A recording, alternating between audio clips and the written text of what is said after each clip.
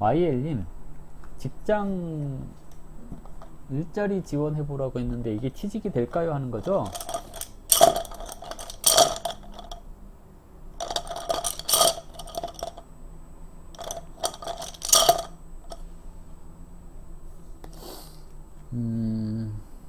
취직이 될까요? 세, 사, 관. 오늘이 신사날. 관이 왕한데요. 유, 형이 신, 형으로 갔습니다.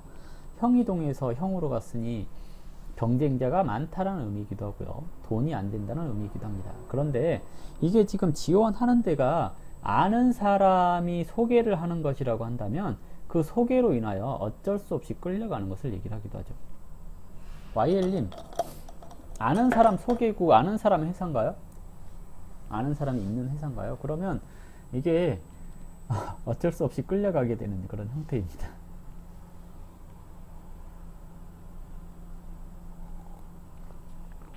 네, 끌려갈 확률이 높습니다. 점괘가 그렇게 나왔습니다.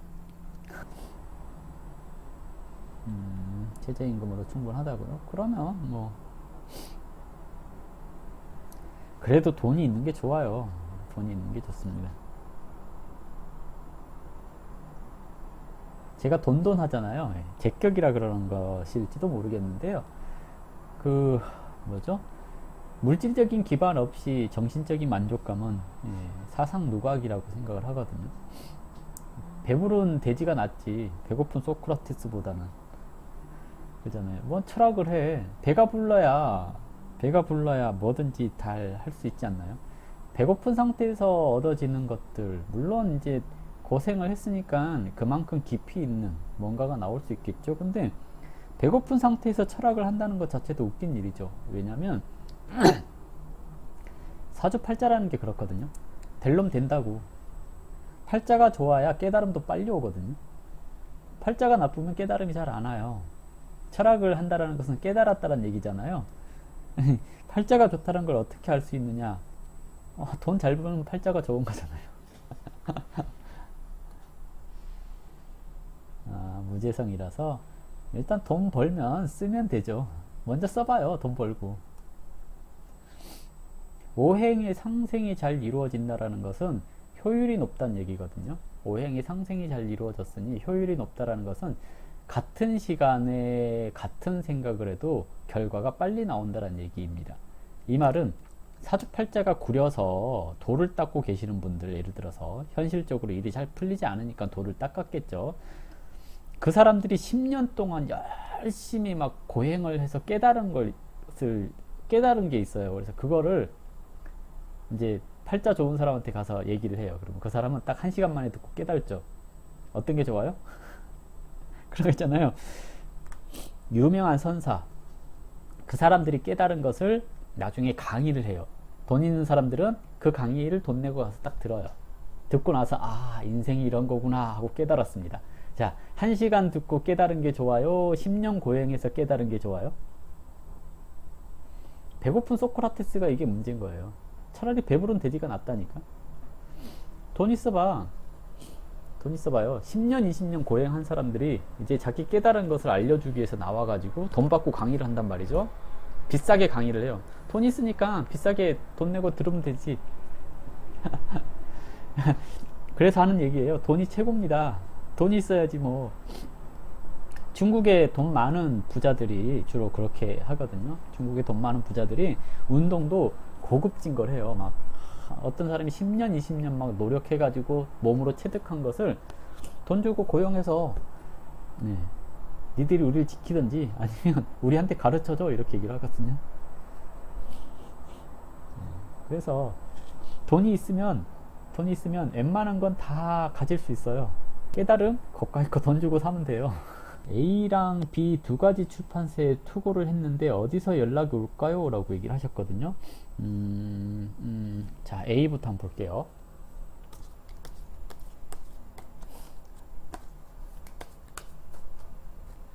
A랑 B 그 중에서 A 출판사에서 연락이 올까 하고 타로 카드로 한번 볼게요.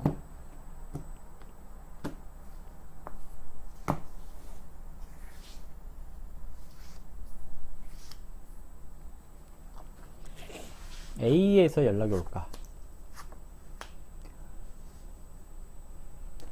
첫 번째,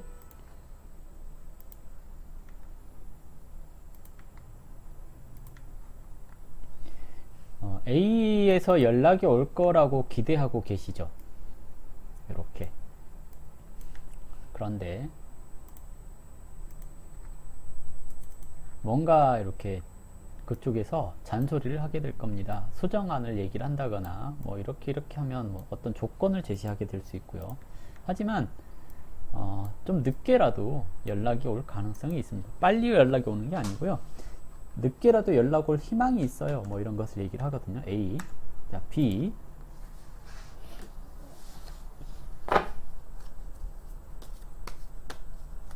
B 연락이 올까?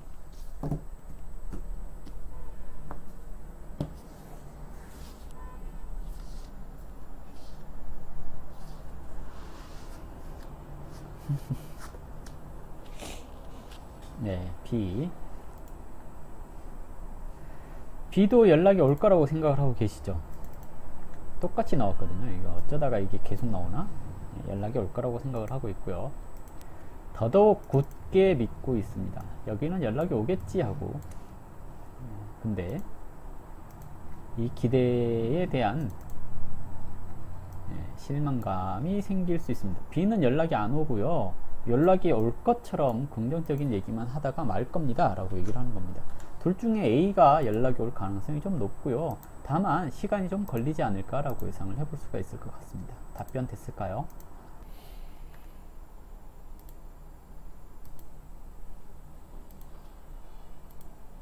계속 이런 일을 해야 될지, 이런 일을 해야 될지.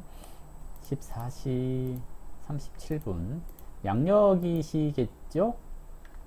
93년 10월 19일 14시 37분 여자분이시고 총운이 궁금하다고 얘기를 하셨는데요.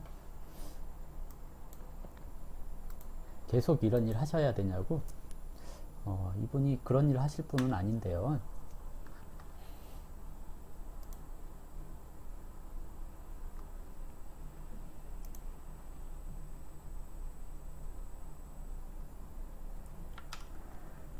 자, 볼까요?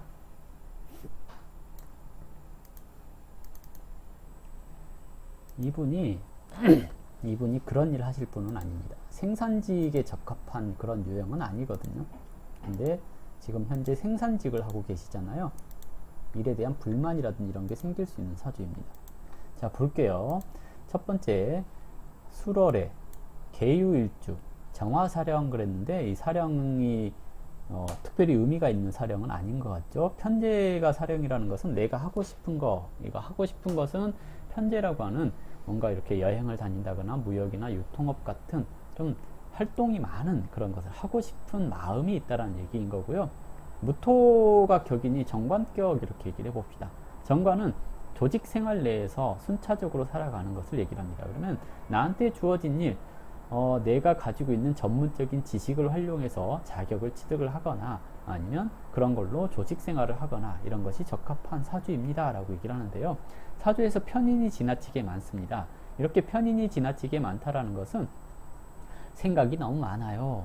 이것을 얘기를 할 수가 있겠고요. 또는 무슨 일을 하든지 불만이 많아요 라고 얘기를 해볼 수 있습니다. 근데 사주에서 목이라고 하는 식상의 기운이 약하잖아요. 목은 적극성, 새로운 것에 대한 도전 이런 것을 얘기를 합니다. 그런데 이 사주가 그 도전하는 힘이 좀 약한 그런 형태의 사주라고 얘기를 해볼 수가 있겠죠. 그러면 낯선 일에 대해서 어려워할 수 있어요 라고 얘기를 하는데요.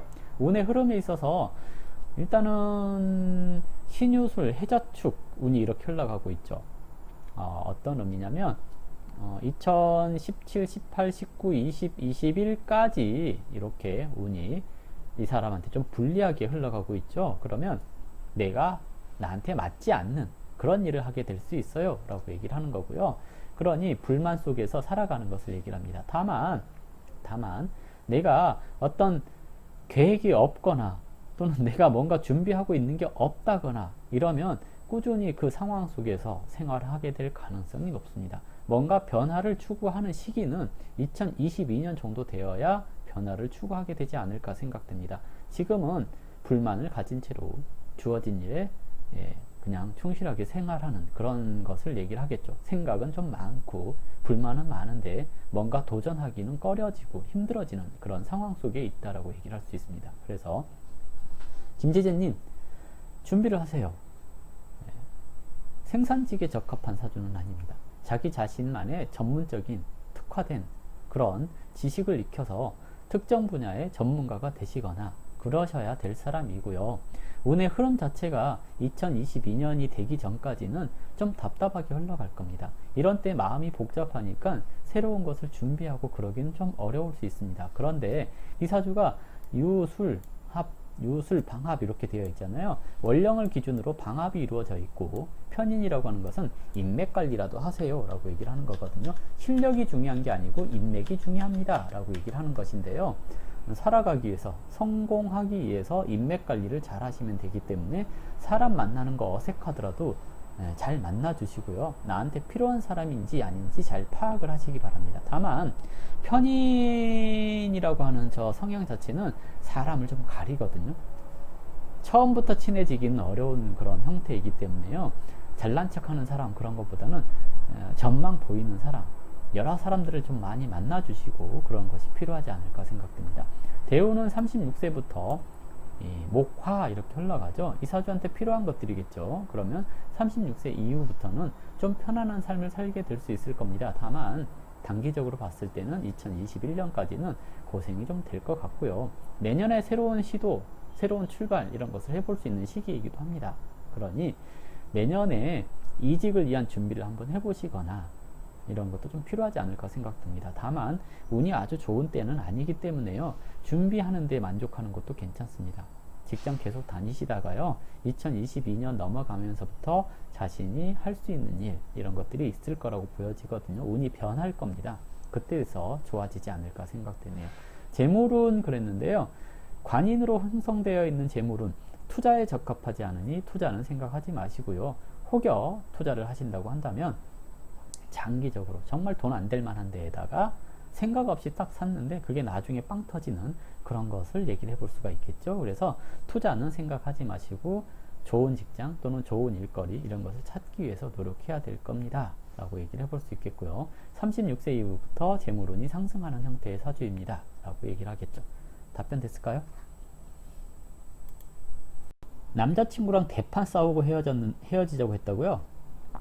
헤어진 걸로 알면 될까요? 이미 헤어지자고 한 건데 오래전인데도 계속 연락이 와서 모르겠다고요? 네, 남자친구랑 헤어진 건지 한번 볼게요. 남자친구의 마음을 보면 되겠죠. 네. 남자친구랑 헤어진 건가? 헤어진 건가? 네, 웃어서 죄송합니다. 네, 질문이 헤어진 건지 아닌지 모르겠다라고 하셔가지고 헤어진 건가? 고민 중인데요. 아직 헤어진 건 아니고요. 헤어지자고 했는데 헤어진 건 아닌데요. 첫 번째 카드. 지금 헤어지지 않는 이유는 새로운 사람이 없어서 그렇습니다 라고 얘기를 해볼 수가 있겠는데요. 고민 중인 카드죠.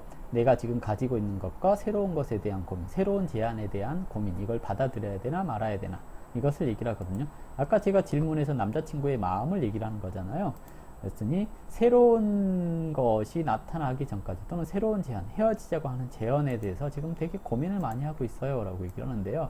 그런데 아직은 헤어진 게 아니다라고 생각을 하고 있는 거거든요. 남자친구가 아직은 미련이 남아있다라고 얘기를 해볼 수가 있겠습니다. 그런데 결국은 시간이 지나면 헤어질 수밖에 없어요 라고 얘기를 해요. 그래서 아직은 헤어진 게 아니고요.